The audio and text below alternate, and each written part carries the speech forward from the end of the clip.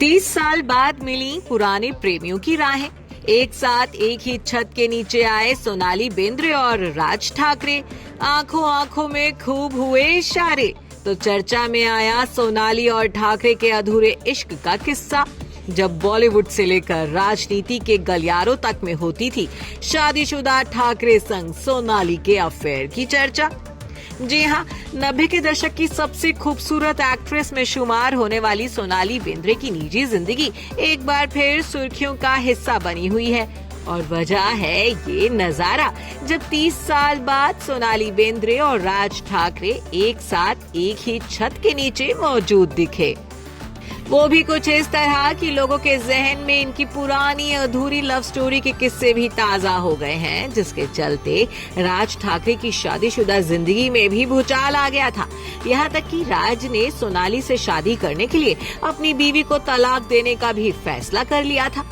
दरअसल हाल ही में सोनाली बेंद्रे मुंबई में आयोजित किए गए मराठी भाषा दिवस इवेंट में शामिल हुई थी। यूं तो वीवीआईपी हस्तियों से सजे इस इवेंट में आशा भोसले, शर्वरी बाग, जावेद अख्तर समेत कई बॉलीवुड सेलेब्स भी पहुंचे थे।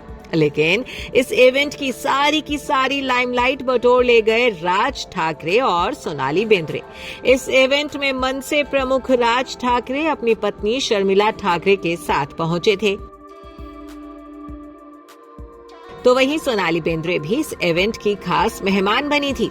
इसी इवेंट के कई वीडियोस अब सोशल मीडिया पर वायरल हो रहे हैं, जिसमें सोनाली और राज पूरे 30 साल बाद एक साथ एक ही फ्रेम में नजर आ रहे हैं।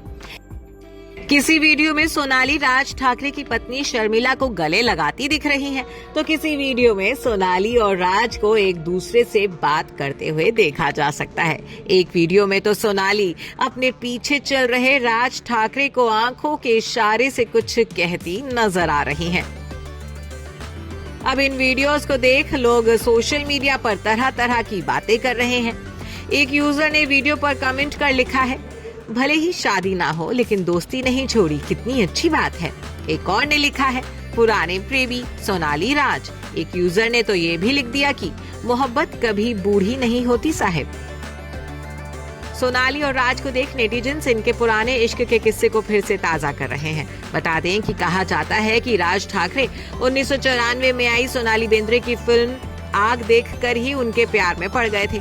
दोनों की नजदीकी का अंदाजा इस बात से भी लगाया गया था कि जब माइकल जैक्सन भारत आए थे तो सोनाली बेंद्रे ही राज ठाकरे के साथ एयरपोर्ट पर उन्हें रिसीव करने गई थी। मीडिया रिपोर्ट्स के मुताबिक सोनाली और राज तब एक दूसरे को दीवानों की तरह चाहने लगे थे।